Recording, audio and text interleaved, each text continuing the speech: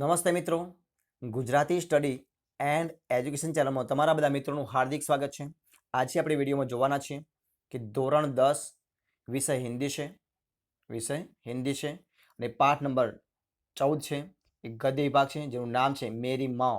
और એ ગદ્ય વિભાગનો એટલે કે જે સ્વાધ્યાયના પ્રશ્નો આપ્યા છે એ સ્વાધ્યાયના તમામ પ્રશ્નો આપણે આ વિડીયોમાં સંપૂર્ણ સોલ્યુશન રૂપે જોવાના છીએ. તો વિડીયો પૂરેપૂરો જોજો. શરૂઆત કરીએ આપણે વિડીયોની. તો જોઈએ તમારા સમક્ષ હું પ્રશ્નો જે છે મૂકવાનો પ્રયત્ન કરું છું.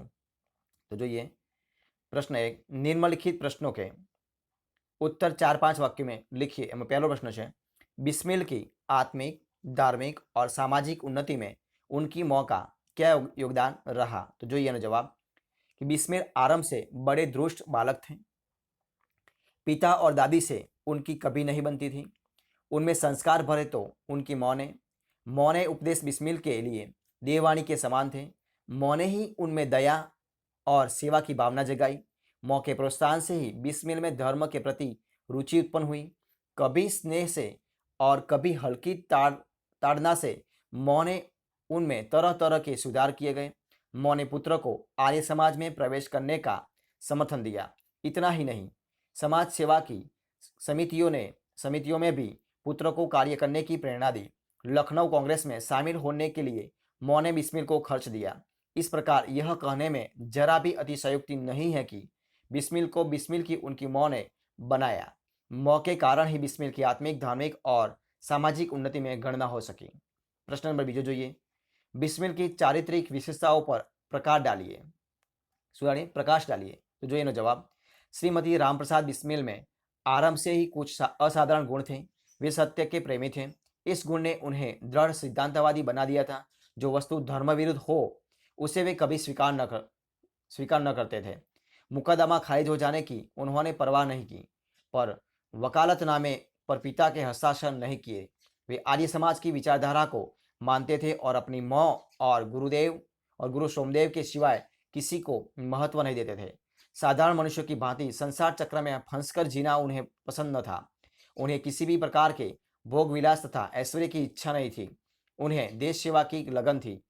जिस तरह उन्हें अपनी जन्मदात्री माँ से अगाध प्रेम था, उसी तरह वे भारत माता के चरणों की भी सेवा करना चाहते थे. अंत में भारत माता की सेवा करने में उन्होंने अपने प्राणों की बलि दे दी. प्रश्न 3 જોઈએ, आपको बिस्मिल की माता के किन गुणों ने सबसे ज्यादा प्रभावित किया और क्यों.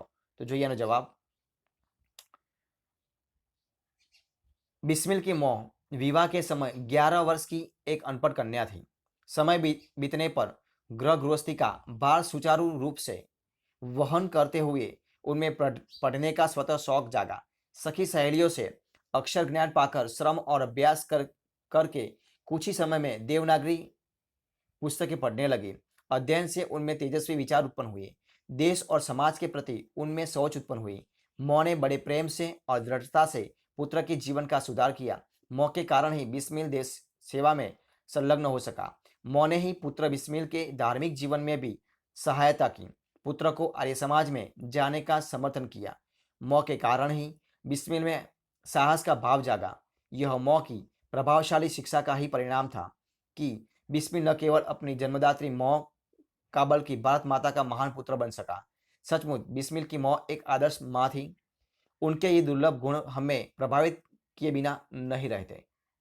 प्रश्न 2, निम्नलिखित प्रश्नों के उत्तर 2-3 वाक्यों में लिखिए. એમાં પહેલો પ્રશ્ન છે, बिस्मिल को अपनी एकमात्र इच्छा क्यों पूरी होती दिखाई नहीं दे रही थी. तो જોઈએ એનો जवाब.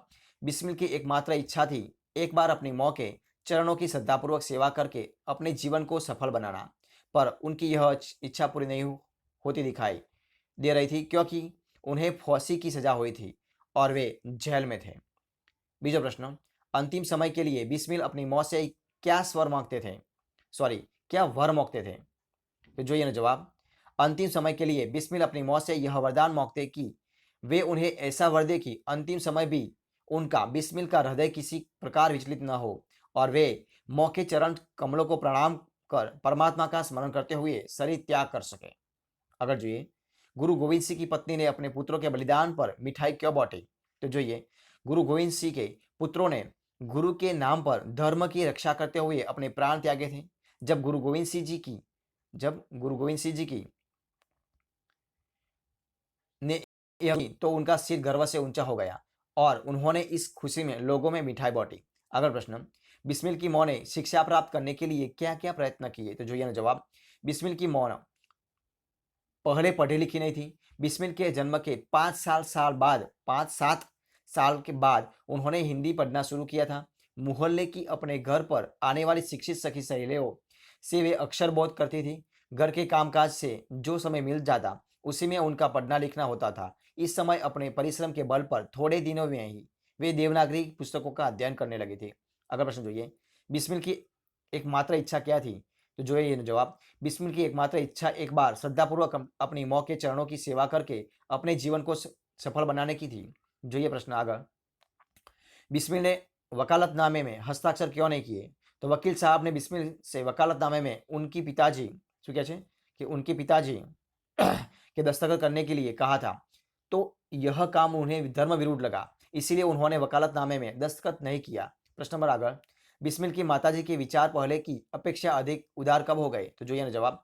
बिस्मिल की माताजी ने जब पढ़ना लिखना सीख लिया और वे देवनागरी की पुस्तकें पढ़ने लगी, तब उनके विचार पहले की अपेक्षा अधिक उदार हो गए।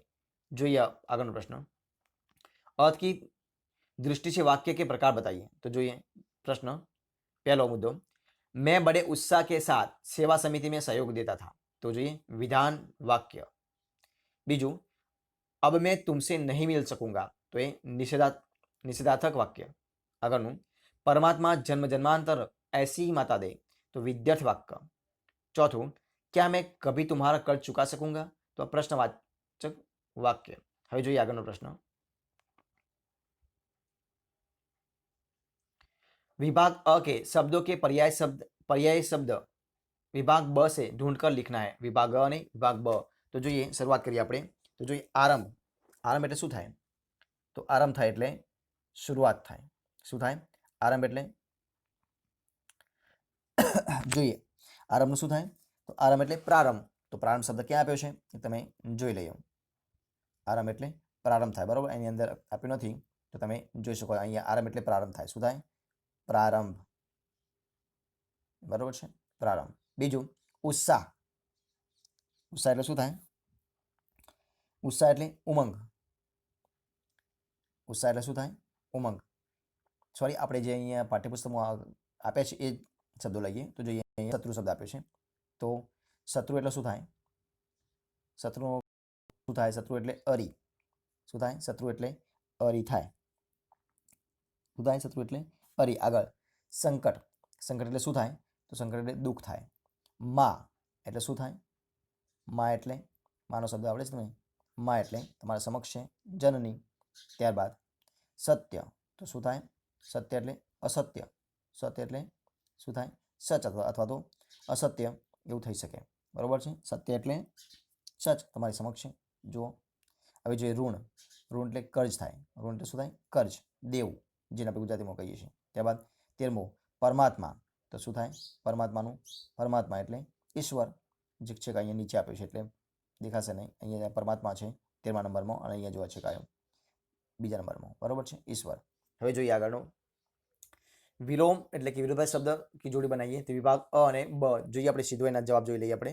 બધા પ્રશ્નોના જવાબ જોઈ લઈએ। આપ્યા છે જો, ઈચ્છા તો અનિચ્છા, વિરોધ તો સમર્થન, ઉચિત તો અનુચિત, જન્મ તો મૃત્યુ, ઋણી તો ઉઋણ, સ્મરણ તો વિસ્મરણ, પ્રારંભ તો અંત, ઉત્સાહ તો અનુત્સાહ, સદવ્યવહાર તો દુર્વ્યવહાર, ઉત્તર તો પ્રશ્ન, ખર્ચ તો આમદની, ફટાકાર તો દુલાર, ઉત્પન્ન તો વ્યુત્પન્ન, પરિશ્રમી તો આલસી, ઉદાર તો અનુદાર, ઉન્નતિ તો અવનતિ, કલંકિત તો નિષ્કલંક। તો આ રીતે તમે એ શબ્દ જોઈ શકો છો, બરોબર છે। તો વિદ્યાર્થી મિત્રો, આપણે અહીંયા આપણે સંપૂર્ણ વિડીયો આપણે પૂરો કરીએ છીએ। તો જો તમને વિડીયો ગમ્યો હોય, પ્રશ્નો સોલ્યુશન ગમ્યું હોય તો વિડીયો લાઇક કરો, કોમેન્ટ કરો, તમારા મિત્રોને વિડીયો શેર કરો અને છેલ્લે ચેનલમાં નવા હોય, ચેનલ સબસ્ક્રાઇબ ન કરી હોય તો એ સબસ્ક્રાઇબ કરવાનું ભૂલવાનું નથી। તો વિદ્યાર્થી મિત્રો, વિડીયો પૂરેપૂરો જોવા બદલ તમારા બધા મિત્રોનો દિલથી ખૂબ ખૂબ આભાર।